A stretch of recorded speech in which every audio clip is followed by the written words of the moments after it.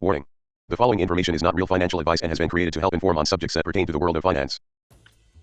Inflation. You may have heard the word come up in the past few years, especially during the pandemic. And the simple truth is that your money is worthless. Well, if you don't manage it correctly, that is. See, growing up, your parents probably told you to save your money or create a savings account. And back then, it probably wasn't the worst advice, but the sad truth is that inflation is slowly killing their dreams. Before I get too much into this, what even is inflation? A lot of people tend to think that inflation is public enemy number one, as it decreases the value of money over time. Now, this usually takes place when governments start to print money to keep up with federal aid and allow for more trade. We see this today as the United States of America has facilitated Ukraine with a total of $18.2 billion to help them against their war with Russia. That's why our gas prices have increased so much in the year 2022. Inflation also takes place due to cost-push inflation, where the high cost of businesses are transferred onto their customers, usually because of a low availability of raw materials or strikes by employees. This leads to a decrease in purchasing power for the customer. Now, for example, a big juicy Big Mac from the year 1980 costs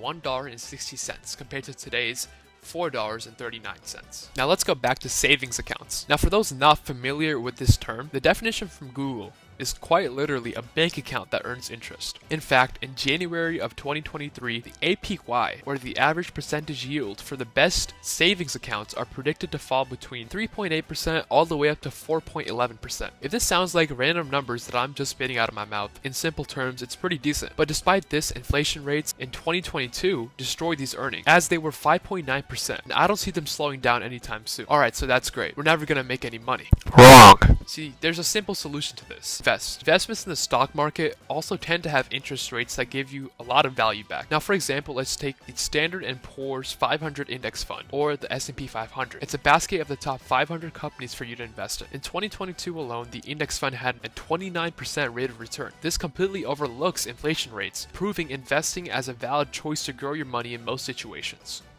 I hope you learned something today. Bye.